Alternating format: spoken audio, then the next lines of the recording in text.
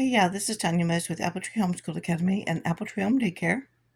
What I'm doing this evening is I took my 3 copies of the Scholastic Toddler Jumbo workbook and I flipped through the pages. I went by page and I pulled out all of these pages. So as you see, I have 3 copies of whatever I pulled out because I had 3 notebooks. This is one for each child who are old enough to work on these. We're doing a pond theme and a camping theme both together. So with the pond theme, we'll be doing fish, frogs, turtles. You can do owls, you can do moon, you can do night, all within a camping theme. I've got my trimmer here to trim up the sides of the pages I'm going to be using. Now this says color the frog that's up green and color the frog that is down yellow. But it's something like this with all of this color. You can laminate something like this and you can have a child put a some kind of manipulative on the frog that's up and on the frog that's down instead of having them color. And then after you've laminated this can be used over and over again. This one, they will color the page. Here's a tracing page, and so these rough edges is what I'm going to trim off before I laminate them or insert them into a sheet protector here. Here's draw more wiggly worms, and so this is one of those that's going to get laminated or put into a sheet protector. And something like this, they can draw more wiggly worms with dry erase markers and use over and over again. For the camping theme, you could use the crescent moon and to practice your shapes. There's a fish page. We talk about snakes. This is about long and short. For camping, you can talk about nighttime and owls. Here's trace the crescent moon. So this is going to get laminated or inserted into a sheet protector and used with dry erase markers.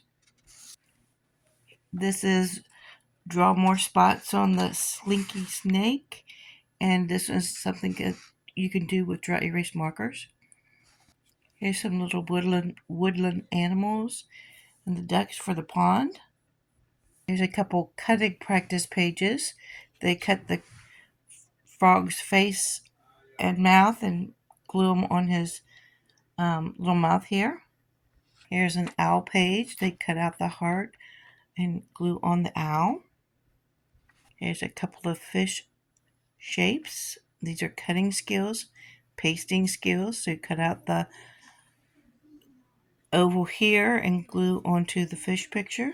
This can be used for pond or for sea animals or a sea theme. The directions on this says the moon is a crescent shape, color it. And here's stars, and these can also be used for 4th of July or for the camping theme. I went ahead and pulled out the upcoming 4th of July pages that I found. So rectangle for the American flag, more of the stars. For summer, we can do a teddy bear's picnic, and I pulled out the watermelon pictures that I found, and shape tracing would be triangles for watermelon. These can be for your camping theme or for 4th of July or summer. I wanted to show you some options you have instead of just tracing or coloring. Even those are good practicing techniques, but there's other things you can do with a worksheet. So these worksheets here are for the child to practice cutting and pasting. My children are very small, 2s and 3s, and so I do have some scissors for those who can, but I know they're not going to be able to cut that out very well. So mostly I might cut them out and let them simply glue and follow the directions that way. and an older child would be able to cut them out. For this one, I can just set out a singular colored crayon that goes with the worksheet. This green frog, just set out a green crayon. With something like the fish, they can have a choice of colors. These pages can be laminated and then used with the dry erase markers. So I've already laminated the pages. You can also put them in sheet protectors as well. Now this worksheet is a matching worksheet, and you can draw a line from one side to the other. You can also give the child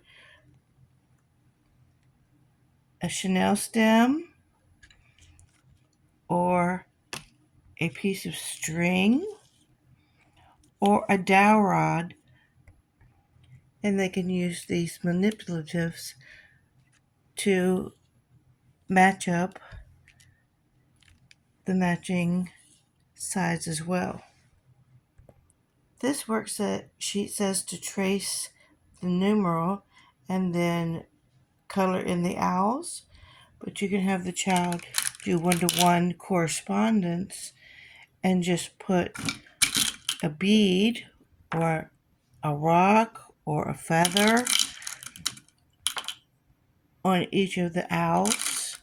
And again, that way you're not wasting this really nice little page, and they can use that over and over again. These are little glass beads you can get at Walmart or the dollar store, any craft store. This page, I'm simply going to talk about the F words at circle time. So I'm going to hold that back for circle time. And these last 3 pages, children can use Play-Doh. So this, instead of drawing more worms, they can do that because it's laminated, and they can do that with a dry erase marker, same as this one. But in this case, I'm going to have them roll out and squeeze and roll out make little worms out of Play-Doh and little balls for the snake. In this last worksheet, they can use Play-Doh to roll out, manipulate the long snake shape onto the long and short snakes on the page. So that you don't have to always use the worksheets exactly according to directions.